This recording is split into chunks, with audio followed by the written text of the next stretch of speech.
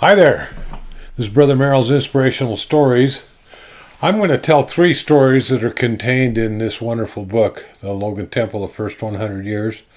A lot of people haven't heard these stories, and I find that they are wonderful and inspirational. The first one is probably more familiar than most. It involves Brother Ballard. Not Brother Ballard, our apostle just passed away, but one of his ancestors. The Logan Temple was dedicated May 17th, 1884. And after the dedication, President John Taylor told the members of the church in Cache Valley that if anyone that wanted to go to the temple the next day could go to the temple. And so that day, the bishops around the valley were busy. They were all doing dozens and dozens, probably hundreds of recommend interviews. Bishop Henry Ballard was one of those bishops. His daughter Ellen was out in the streets of Logan playing with some of her friends, and 2 men dressed in unusual clothing were walking down the street, and one of them called out and said, "Come here, little girl." And Ellen wasn't sure who he was speaking to, and then he kind of motioned towards her, and she hesitantly walked up towards this stranger, and he handed her a newspaper, and he said, "Give this to your father and to no one else." So she returned home. She told her mom, "I have to give this newspaper to Dad." And her mom said, "You can't interrupt Dad today. He is extremely busy." And the ward clerk was there, and they both told this little 8-year-old girl, but she would not be deterred. She said, "No, I was told to only give this newspaper to Dad." And so she walked in and she said, "Father, a man gave this to me for you." And Bishop Ballard looked at it. It was dated May 15th, 1884, and it was from Newbury, Berkshire, England. So it was 3 days old, and it had been printed in England. Now, the Ballard family had recently come back from England, and it had taken 13 weeks to cross the Atlantic Ocean, and then another 13 weeks to make it overland. So they were 26 weeks getting from Newbury, England to Utah. And so they knew it was impossible for a newspaper to have gotten to them so quickly. This was before the age of the internet and any kind of electronic communication. Inside the newspaper, a man had gone to the cemetery and he had copied 60 names with their birth dates and their death dates that were all relatives of the Ballard family. Brother and Sister Ballard, in the subsequent months, were able to do all of the temple work for those people. On a certain occasion, Bishop Ballard talked to my great-great-grandfather, Mariner Wood Merrill, the temple president, and he described how they'd gotten possession of those names. President Merrill told him those were 2 of the 3 Nephites, and that work was important for you to have done.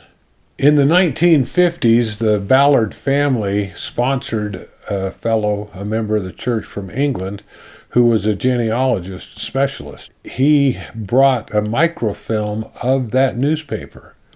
The original newspaper was still contained in the church archives with the story of how it had been acquired, and they compared the copy of the microfiche and the newspaper that was in the vault, and they were identical.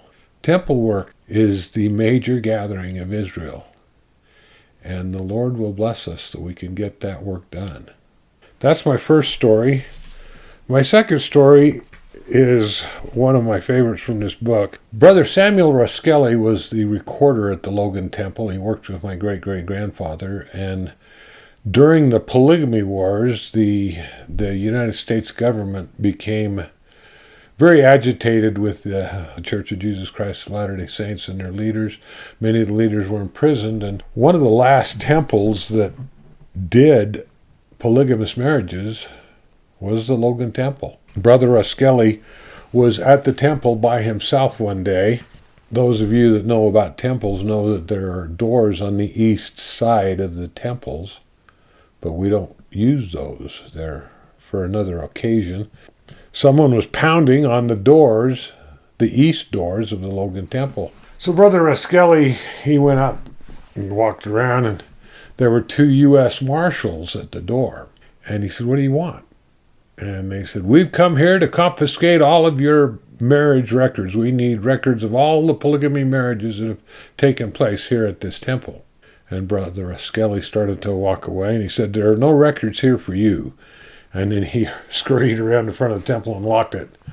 And then he spent the next 10 hours in the temple praying fervently to be protected and to protect the records of the temple. Under the cover of darkness, he made his way to a small home where one of his wives lived in downtown Logan. And he spent the night. And then at 4 o'clock the next morning, he just felt driven. He could hardly sleep all night. And so he dressed in old work clothes, and he decided that marshals were going to be watching for him. So there was a lot of logging taking place in all the mountains around where the saints had settled, because that was one of their major commodities for firewood, for building supplies. And so a lot of men were going up into the mountains to cut lumber down. And so he took an old axe, he dressed in old clothing, and he started walking up towards the hills, which was also towards the temple. And as he was crossing over a small stream, there was a footbridge, and he saw 2 men kind of standing off to the side on either side of the bridge. And so he had an old corncob pipe that was empty, and he put it in his mouth and struck a match and acted like he was lighting a pipe, and had this axe on his shoulder, so they let him walk by. He made his way, and when he got to the front door of the temple, there were 2 huge men standing in front of the temple. And they were dressed in a way he had never seen. They had shin guards and breastplates and helmets and spears and swords, and they were huge, big men. Brother Raskelly was a little tiny guy. He just hurried and opened the front door of the temple, and he just sprinted to the records room, because he thought, with these 2 armed men, what is going on? And he didn't recognize who they could be or why they'd be dressed like that. And when he got to the records room, there were 2 more of these huge warriors standing guard in front of the records room. And he went in and checked, and all the records were completely as he'd left them the night before. And he came out of the records room, and he turned to one of these men. He said, "Who are you guys?" He said, "We are Nephite warriors, and we have been sent here in answer to your prayers to protect these records. The work we do in the temples is sacred work." I have one more story I wanted to share with you. It has kind of a twist in it. John F. Boyington was one of the original apostles called by Joseph Smith in the latter days. While living in Nauvoo with his wife, he received a powerful witness of the importance of temple work and genealogy, and helped in the construction of the temple. He was called to be a polygamist. He said he'd go home and talk to his wife about it. She couldn't accept it, neither could he, along with other reasons that caused him to be excommunicated from the church, and he moved back to Massachusetts. But he never lost the spirit of Elijah. He was just driven to do genealogy. His sister had married the bishop in the Nauvoo 9th Ward. His name was Jonathan H. Hail. So as Brother Boyington moved back to Massachusetts, he began to compile a very thorough documented record of the ancestors for the Hales family and for the Boyington family. The Hales family, along with everyone else, was driven from Nauvoo, and the first member of their family to join the church, John Hales, and his wife both passed away in winter quarters. The Hales families, along with Brother Boyington's sister, arrived in the Great Salt Lake Valley in 1848. By the 1880s, they had all moved to Cache Valley to help settle that area. Meanwhile, John Boyington was busy. He traveled over 6,000 miles, visited cemeteries, records departments, libraries, and he compiled over 4,000 documented names for the Boyington family and the Hales family. With the completion of the Logan Temple, he felt that they had to get that temple work done. And so he sent the records out to his nephews in Logan. The Hales family arranged with Samuel Roskelly to do that work for them. For the next 15 years, Brother Roskelly prepared names from this extensive list and had the temple work done. As he began to grow long in the tooth, he felt like he just didn't have the strength to do it anymore. And in 1903, he came to Sacrament with all the records. He gave them back to one of Jonathan Boynton's nephews, Alma Hale. And he said, I can't do the work anymore. My eyes are failing. I can hardly see to read or write, and I just don't have the strength to do it. The Hales were just distraught. They didn't know what to do because they just felt driven to get this work done, and they'd been working on it for 15 years, and they still weren't done. They fasted. They prayed earnestly. They got the Boynton relatives and the Hales family to all join in earnest prayer. And the next Sunday, Brother Roskelly came up to Alma Hale. He said, bring the records back. I'll read directly from this wonderful book, Logan Temple, The First 100 Years. Brother Roskelly said, bring the records back to me. I have to finish them. Friday evening, as I was returning home from the temple near Hyde Park, a messenger on a white horse appeared by the side of my buggy and said he wanted me to finish the Hale record. He assured me that the work was done right and that it was being accepted by those on the other side. He said thousands of the Hale family were anxious that the work go on. I explained that I was too busy to do any more record work and that my eyesight and health would not permit it. Then the messenger made me this promise, that if I would continue, the Lord would bless me with health and strength. My eyesight would be good, and the way would be opened so I could have the necessary time to do the work. He stayed by my side until I finally promised to do it, and then he blessed me and disappeared.